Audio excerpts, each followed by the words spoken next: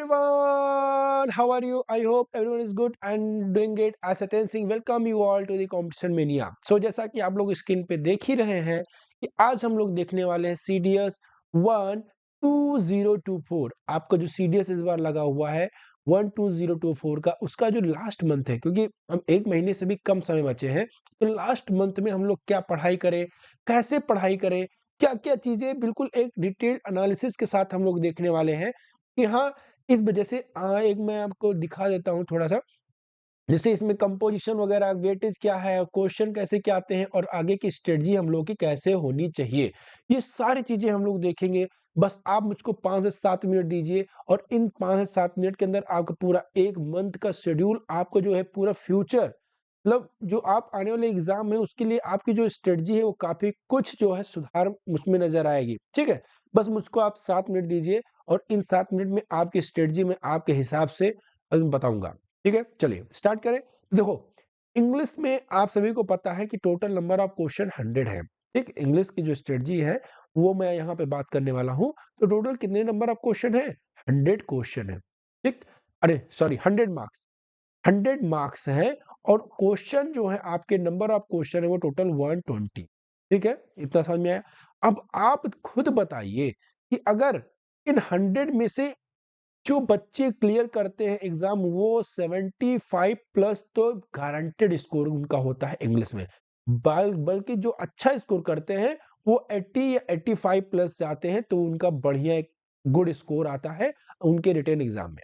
ठीक है? तो ये स्कोर हम कैसे गेन करें? सर मैं तो 60 पे अटक जाता हूँ, सर मैं 65 पे अटक जाता हूँ बहुत खींच के, हम इसको आगे कैसे बढ़ाएं? जब मैं प्रिपरेशन करता था तो मेरे सामने भी ये चैलेंजेस आते थे। बट मेन चीज़ क्या है ना कि अगर आप 60-65 पे इसी के आस-पास रह जा रहे हैं, तो आपकी जो स्ट्रेटजी है वो कहीं न कहीं अच्छी नहीं है, कहीं-कहीं जो है आपकी स्ट्रेटजी जो आपको गलत ट्रैक पे लेकर जा रही है। ठीक? चलिए स्टार्ट करते हैं, ज़्यादा मैं अभी यहाँ पे बात नहीं करूँगा, आगे हम लोग डिटेल में बात करेंगे। देखो, सीडीएस की बात कर रहा हूँ, अगर मैं करूँ, तो सीडीएस में आपका जो कंपोज़िशन होता है, वो मेनली 3 आपका जो सब्जेक्ट होते हैं, फर्स्ट इंग्लिश, सेकंड जीके। ये जो दोनों कंपोज़िशन है, ये आपको मिलके बनाते हैं ओटीए के लिए, ठीक? ये ओटीए के लिए मिलके बनते हैं और मैं इंक्लूड कर दूँ अगर मैथ्स भी, तो ये टोटल बन जाते हैं आईएमए। फिर ये तीनों जो है, ये आईएमए के लिए, आप जो लोग आईएमए के लिए ऑप्ट करते हैं, वो लोग फिर इंग्लिश भी देते हैं, जीके भी देते हैं, मैथ भी देते हैं, ठीक? इतना तो जो है क चीज़ें क्रिस्टल क्लियर होंगी सभी को। अब मैं आगे बात करूँ अगर, चाहे अगर आप ओटीए की प्रिपरेशन कर रहे हैं, आपके पास कोई ऑप्शन नहीं है इंग्लिश को बहुत अच्छा करने के अलावा। आप इंग्लिश को एकदम मास्टरी आपको मतलब गेन करनी होगी अगर आप ओटीए के लिए ऑप्ट कर रहे हैं। क्यों सर? क्योंकि जो बच्चे आईएमए हैं, वो इंग्लिश के साथ-साथ मैथ पे फोकस करके वो अच्छा स्कोर कर ले जाते हैं। ध्यान देना, बहुत सारे सर आप जीके को नेग्लेक्ट करते हैं। देखो, बहुत जैसे मान लीजिए हमारे क्या मैक्सिमम बच्चे जिनका जो रिटर्न निकलता है, जो रिटर्न क्लियर करते हैं, उनका 2 चीज़ों पे बहुत ही, 3 में से किन्हीं 2 पे, उनका जो इंग्लिश, मैक्सिमम बच्चों का मैंने देखा है इंग्लिश और मैथ पे काफ़ी अच्छी पकड़ होती है। क्यों जीके पे क्यों नहीं सर? तो जीके कहीं न कहीं जो है इंग्लिश और मैथ कंपैरिज़न में वाइड भी है और उसके बाद इसको जो प्रिडिक्शन है इसका, उतना अच्छा नहीं। भाई दो बहुत सारे चैनल, बहुत भाई जीके में ये पढ़ लो, ये कर लो, ये फँस जाएगा, वो फँस जाएगा। मैं आपको रियलिटी बताऊँ, वो लोग पढ़ाने भी आते हैं ना, तो पूरा 100% पढ़ाते हैं।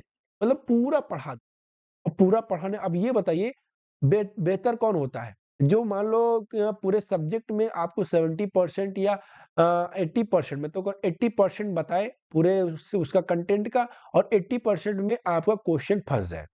मैं भाई उसको मानूँगा कि ये अच्छा टीचर है। बट अगर आप पूरा हर एक चीज़ पढ़ा ही दे रहे हैं धीरे-धीरे करके, तो उसमें से क्वेश्चन आना तो तय है कि नहीं? तो वही चीज़ें वो पढ़ा सबको देते हैं, फिर लास्ट में आते हैं, ये फँस गया, ये फँस गया, ये फँस गया। अरे भाई ये बताओ, जितना आपने पढ़ा है बच्चे के दिमाग में कितना, मायने तो ये रखता है ना कि बच्चे ने किया कितना, ठीक? तो इसीलिए मैं कह रहा हूँ आप इंग्लिश इंग्लिश में कोई चीज़ें क्लियर की, अगर आप इंग्लिश बढ़िया होगी, तो आप पैराग्राफ कर ले जाएँगे, पीक्यूआरएस कर ले जाएँगे, आप जो है ऑर्डरिंग सेंटेंस S1 S6 कर ले जाएँगे, ये सारी चीज़ें आप कर ले जाएँगे। एक अभी आगे उस पे भी हम लोग बात करते हैं। तो इतना समझ में आया कि सीडीएस में ओटीए के लिए इंग्लिश और जीके, जिसमें से इंग्लिश बहुत ज़्यादा इम्पोर्टेंट है, और अगर आप आईएमए के लिए ऑप्ट किए हैं तो भी इंग्लिश बहुत ज़्यादा इम्पोर्टेंट है, और उसके साथ-साथ मैथ भी बहुत ज़्यादा इम्पोर्टेंट है। देन आफ्टर आप जीके के लिए बढ़िया जीके को टाइम दीजिए अच्छा खासा। ठीक है? समझ में आया? चलिए, देखिए अलग-अलग लोगों का अलग-अलग स्ट्रेटजी हो सकती है। ये जो है मैक्सिमम बच्चे जो रिटन क्लियर किए हैं, हम उनके हिसाब से बता रहे हैं कि उनकी स्ट्रेटजी क्या रहती थी। अगर आपका जीके बहुत बढ़िया है, आपने पहले एग्ज़ाम दिया है और पहले भी आप जीके में बहुत अच्छा स्कोर कर पा रहे हैं, नो डाउट आप जीके फोकस रखिए। ठीक? उसके साथ-साथ इंग्लिश और मैथ को लेकर चलिए। चलिए, अब आगे आते हैं। अब आगे हम लोग देखेंगे इंग्लिश का क्या वेटेज रहता है। इंग्लिश का क्या वेटेज है आपके एग्ज़ाम में? देखिए, टोटल सीडीएस में 300 मार्क्स का क्वेश्चन होता है, 300 मार्क्स। तो यहाँ पे हम लोग मार्क्स के हिसाब से वेटेज देख रहे हैं, जिसमें से अगर मैं देखूँ तो आपके इंग्लिश में 100 मार्क्स हो गए, जीके के 100 मार्क्स हो गए, मैथ के 100 मार्क्स हो गए।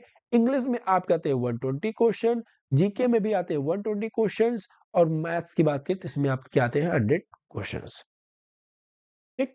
तो यहाँ पर हम लोग देख रहे हैं कि यहाँ पे मार्क्स के भी क्राइटेरिया में तीनों तो बराबर हैं, तीनों बराबर हैं, बट इंग्लिश में जो नंबर ऑफ क्वेश्चंस है वो ज़्यादा आ जाते हैं, जीके में भी नंबर ऑफ क्वेश्चन आपके ज़्यादा है। इसी वजह से बच्चों मैं कहता हूँ कि आप फोकस रखिए इंग्लिश पे। इंग्लिश जितना अच्छा स्कोर कर ले जाएँगे, वो आपका एक मतलब समझ लीजिए कि अगर आपने इंग्लिश में 5 क्वेश्चन आपने करे, कि हाँ सर मैंने 5 क्वेश्चन मुझे आते थे, बहुत कम चांस है कि 5 में से आपके 1 क्वेश्चन गलत। बट जीके में ये चीज़ नहीं आती। अगर आपने जीके में 5 क्वेश्चन किया, तो अगर आपने हल्का-सा भी कहीं मिस कर दिया तो उसमें नंबर ऑफ क्वेश्चन गलत होने के चांस जो हैं, वो ज़्यादा हो जाते हैं। ठीक है? तो इंग्लिश में इंग्लिश हर एग्ज़ाम चाहे आप एनडीए हो, चाहे सीडीएस हो, डिफेंस का कोई भी एग्ज़ाम हो, वहाँ पे इंग्लिश बहुत इम्पोर्टेंट करती है। ठीक? तो सीडीएस में टोटल 300, जिसमें 100 आपका मैथ्स, 100 जीके, 100 और इंग्लिश। चलिए, अब देखिए अगर आप लोग इंग्लिश हमारे साथ प्रिपेयर करना चाहते हैं, तो वोकैब्युलरी सेशन के लिए हम लोगों ने 2 प्लेलिस्ट बनाई है। पहला है 10 बजे 10 वोकैब, और जो दूसरा है वो the Hindu vocabulary. The Hindu vocabulary हम लोग डेली करते हैं, डेली द हिंदू वोकैब्युलरी, और उसके बाद 10 बजे 10 वोकैब तो हम लोग तो ये चलता है, इसमें पीवाईक्यूज़ हम लोग करते हैं, और उसके बाद इम्पोर्टेंट वोकैब्युलरी इसमें आती रहती है। ठीक? उसके बाद अगर मैं बात करूँ ग्रामर की, तो ग्रामर में हम लोग का बेसिक ग्रामर, ये ग्रामर का पोर्शन चल रहा था, जिसमें से हम लोगों ने एकदम डिटेल में कवर किया बेसिक, और मैं ये गारंटी दे रहा हूँ अगर आपने बेसिक कवर कर लिया, तो आप पार्ट्स ऑफ स्पीच के सारे क्वेश्चन ऐसे देखते ही टिक मारेंगे। यहाँ पे ये देखिए, यहाँ पे हमने सीरियस पार्ट ऑफ स्पीच का प्रीवियस ईयर क्वेश्चन करके कराया हुआ है। ये प्रैक्टिस का है हम लोग का प्लेलिस्ट। यहाँ पे आप लोग जाके देख सकते हैं कि कैसे हम लोगों ने पूरे 10 में से 9 क्वेश्चन तो देखते ही उड़ा दिए।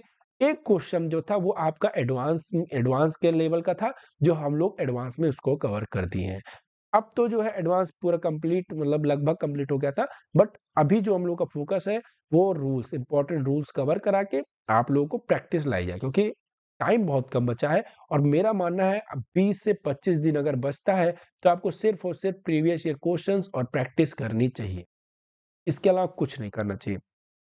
आप प्रैक्टिस करेंगे तो पढ़ने से ज़्यादा स्कोर कर ले जाएँगे। कैसे सर? अगर आप पढ़ाई कर रहे हैं, मान लीजिए जैसे अब मैं कहूँ कहूँ कि आप जो है उठिए वोकैब्युलरी याद कीजिए। याद करेंगे तब आप उतना अच्छा स्कोर नहीं कर पाएँगे, जो अगर मैं कहूँ कि अब जो है आप वोकैब्युलरी देखिए, उसको प्रैक्टिस कीजिए, फिर उसके बाद उसका जो है एनालिसिस कीजिए, उसके के वर्ड्स को फिर देखिए कि हाँ, ये किसका मतलब क्या होता है, ये सारी चीज़ें आपके मॉक टेस्ट में, प्रैक्टिस में ये सारी चीज़ें इंक्लूड होती हैं। मैं एक दूसरा वीडियो बना दूँगा कि आपको कैसे प्रैक्टिस करना चाहिए, कैसे मॉक टेस्ट करना चाहिए, ठीक है? कमेंट करो आप सभी लोग जो है जिसको इसको ये वीडियो चाहिए कि हाँ सर मॉक टेस्ट हम कैसे सॉल्व करें, वो ज़्यादा आपसे ज़्यादा बेनिफिशियल हो हमारे लिए। चलिए, आगे बढ़ें। तो आगे अब हम लोग देखते हैं आपके एग्ज़ाम में टाइप्स ऑफ क्वेश्चन। क्या-क्या टाइप्स ऑफ क्वेश्चन रहते हैं आपके एग्ज़ाम में? ध्यान देना सभी लोग। मैं यहाँ पे कहूँगा कि जो सबसे ईज़ी पोर्शन लगता है वो पैराग्राफ। बहुत सारे बच्चों के लिए पैराग्राफ बहुत ज़्यादा कठिन होता है, क्यों? क्योंकि वो वीक है इंग्लिश में। का जो पक इसमें वो इतनी अच्छी नहीं है, ठीक? तो यहाँ पर जो है आप मैं कहूँगा कि वो उनकी वीकनेस क्या है, इंग्लिश से डरते हैं वो। इसी वजह से जो है वो पैराग्राफ के 10 क्वेश्चन गलत करके आते हैं। 10 में से उनके 2 या 3 ही सही रहते हैं। ठीक है? तो पैराग्राफ बहुत ईज़ी पोर्शन होता है, बस मायने ये मतलब मेन चीज़ ये कि आप पैराग्राफ को अंडरस्टैंड करें। पैटर्न बदल गया। एक पहले पैराग्राफ में बच्चे क्या करते थे कि क्वेश्चन पढ़ा उन्होंने और उससे रिलेटेड जो है, जो लाइन दिखी पैराग्राफ में, उसी का आंसर उन्होंने देखा और उसी उसी वही आंसर जो है उन्होंने उसमें टिक कर दिया। बट अब वो चीज़ नहीं है बाबू। अब क्या आ गया है, अब आपको जो है लाइन देख के नहीं, अब आपको पैराग्राफ पढ़ के, समझ में आया? पैराग्राफ आप पढ़ेंगे, 1 सेकंड, पैराग्राफ आप पढ़ेंगे, अंडरस्टैंड करेंगे, मतलब पढ़ना इंपॉर्टेंट ही नहीं, उसको अंडरस्टैंड करेंगे तब आपका जो है पैराग्राफ हो पाएगा। ठीक? तो पैराग्राफ के टोटल 10 क्वेश्चन आते हैं। सेंटेंस अरेंजमेंट में आपका इंक्लूडेड है पी, क्यू, आर, एस और S1, S6, ये दोनों मिला के टोटल 20 क्वेश्चन आते हैं। 20 क्वेश्चन आते हैं PQRS और S1 S6 के। क्लोज टेस्ट की बात करूं तो 10 क्वेश्चन, इडियम्स एंड फ्रेजेस के 10 क्वेश्चन और वोकैबुलरी के 20 क्वेश्चन। इसमें इंक्लूड है आपका साइनोनिम्स और एंटोनिम्स। एक साइनोनिम्स और एंटोनिम्स दोनों को मिला के आपके 20 क्वेश्चन वोकैबुलरी के आते हैं। ठीक है, तो ये थे आपके यहाँ पे मतलब 5 टॉपिक में आप लोगों ने देखा टोटल कितने क्वेश्चन कवर हो गए, 20, देन 30, 40, 50, 60 एंड 70। टोटल 70 क्वेश्चंस आपके यहाँ पे कवर हुए, किससे? पैराग्राफ से, सेंटेंस अरेंजमेंट से, जिसमें आपका PQRS और S1 S6 दोनों आता है, क्लोज टेस्ट से, इडियम्स एंड फ्रेजेस और वोकैबुलरी। उसके बाद और टॉपिक्स देखूं अगर मैं, तो सेकंड जो आपका आता है प्रीपोजिशन, पूरा एक चैप्टर है प्रीपोजिशन, और उस चैप्टर से आपके 10 क्वेश्चंस आते हैं। कंप्लीशन ऑफ सेंटेंस, आप लोगों ने देखा होगा कि आधा सेंटेंस लिख दिया था, उसके बाद 4 ऑप्शन दिए दिए जाते हैं, तो वहां पे आपको कंप्लीट करना रहता है। बहुत ही आसान होता है, अगर आप इंग्लिश में अच्छी खासी समझ रखते हैं, बहुत ही आसानी से कर ले जाएंगे। फिल इन द ब्लैंक्स के 10 क्वेश्चंस, स्पॉटिंग एरर के 10 क्वेश्चंस, पार्ट्स ऑफ स्पीच के 10 क्वेश्चन। और मैं आपको बताऊं, केवल आप हमारी बेसिक क्लास कवर कर लीजिए ग्रामर की। ग्रामर के जो डिस्क्रिप्शन में आपको ग्रामर प्लेलिस्ट मिल जाएगा, वहां पे आप केवल मेरी बेसिक क्लास कवर करेंगे। आप प्रीवियस ईयर उठा के देखेंगे तो आपको मिल जाएगा कि हाँ सर, पार्ट्स ऑफ स्पीच के हमारे सारे क्वेश्चन, मतलब 8 से 9 क्वेश्चन तो आपके कहीं नहीं गए हैं, ये मैं लिख के दे रहा हूँ। आप लोग कमेंट कीजिएगा कि अगर आप पढ़ने के बाद 8 से 9 क्वेश्चन नहीं कर पा रहे हैं तो। ठीक है, पार्ट्स ऑफ स्पीच के 10 क्वेश्चन, यहाँ पे हम लोगों ने देखा कि 10 एंड 20, 30, 40, 50, यहाँ पे आपके टोटल 50 क्वेश्चन। तो 70 प्लस 50 कितने हो गए? टोटल 120 क्वेश्चन आपके इन टॉपिक से कवर हो गए। समझ में आया? बोलो।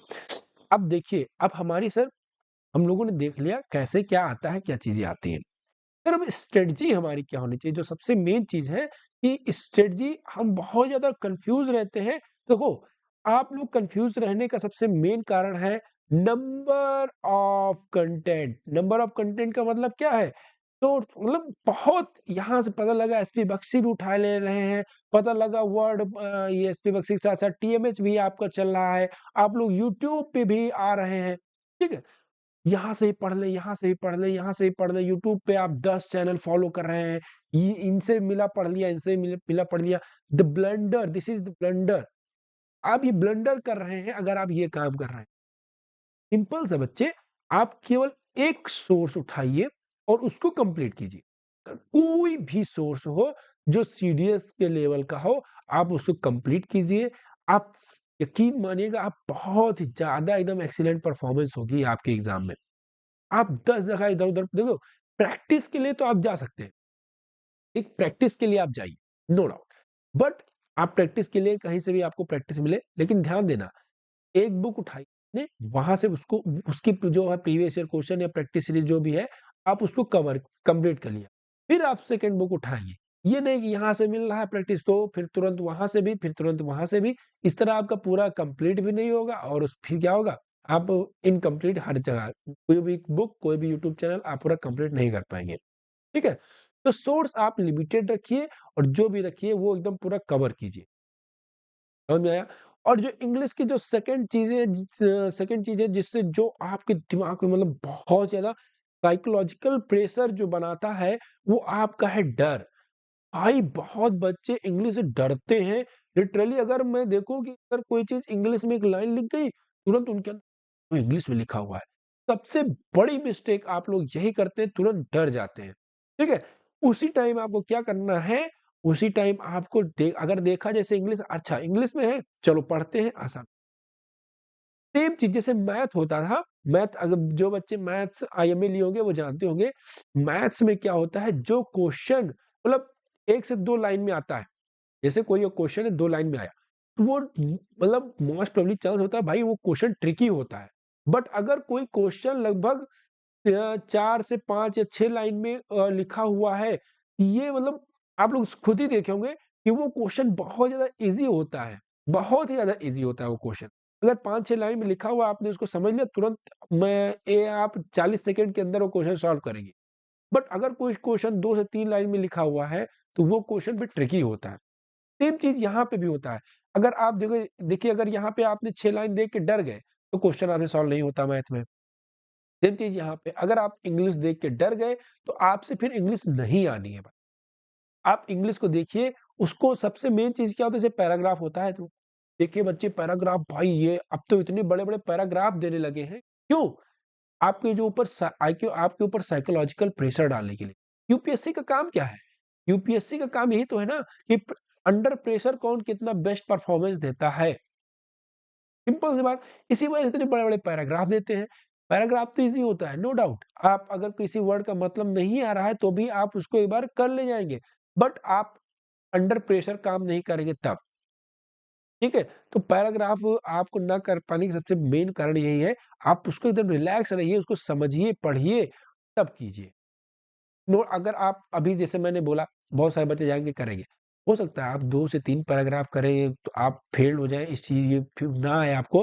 लेकिन आपको अगर निरंतर जो है लगभग आप 8 से 10 पैराग्राफ जब कवर कर लेंगे, इसी तरह खुद समझने की कोशिश करेंगे, तब देखेंगे आपको जो ये समझने का ग्राफ है ना, ये धीरे-धीरे आपका ऊपर जाता हुआ दिखेगा। ठीक है? तब आप देखेंगे कि हाँ, मैं पहले से काफ़ी बेटर अब परफ़ॉर्म कर रहा हूँ। तो ये 2 चीज़ें ध्यान देना। अब हम लोग अगर देखें, यहाँ पे तो पैराग्राफ आपका हो गया और इसी तरह सेंटेंस अरेंजमेंट क्या है? पैराग्राफ ही तो है यार एक। आप जो है उसको अरेंज कीजिए, तो 4 से 5 लाइन का एक पैराग्राफ बन जाएगा। तो ये दोनों चीज़ें आपको प्रैक्टिस से ही आएगा। 1 महीना बचा है मैंने कहा केवल प्रैक्टिस और प्रैक्टिस करना है। वोकैब्युलरी के लिए अब केवल आप रिवीज़न कीजिए। वोकैब्युलरी के लिए रिवीज़न। रिवीज़न कैसे करना है वोकैब्युलरी को हम उसके लिए एक वीडियो लेकर आएँगे। आप सभी लोग स्टे ट्यून्ड रहें हमारे चैनल से। अगर आपको कोई डाउट है तो आप इस नंबर पे हमको व्हाट्सएप कर सकते हैं, कॉन्टैक्ट कर सकते हैं। ठीक? वोकैब्युलरी और इडियम फ्रेज़ इन दोनों के लिए आप रिवीज़न जारी रखिए। अगर आपने वोकैब्युलरी इडियम फ्रेज़ में फ्रेज़ल वर्ब भी आता है। अगर आपने फ्रेज़ल वर्ब और प्रीपोज़िशन ये दोनों चीज़ कर ली तो आपको क्लोज़ टेस्ट भी कुछ हद तक कवर हो जाएगा। एक क्लोज़ टेस्ट में जो है फ्रेज़ल वर्ब भी डाल देते हैं, प्रीपोज़िशन के भी मैक्सिमम क्वेश्चन आते हैं क्लोज़ टेस्ट में भी। तो आप सभी लोग जो है ग्रामर के पोर्शन पे प्रीपोज़िशन को बिल्कुल नेग्लेक्ट मत कीजिएगा।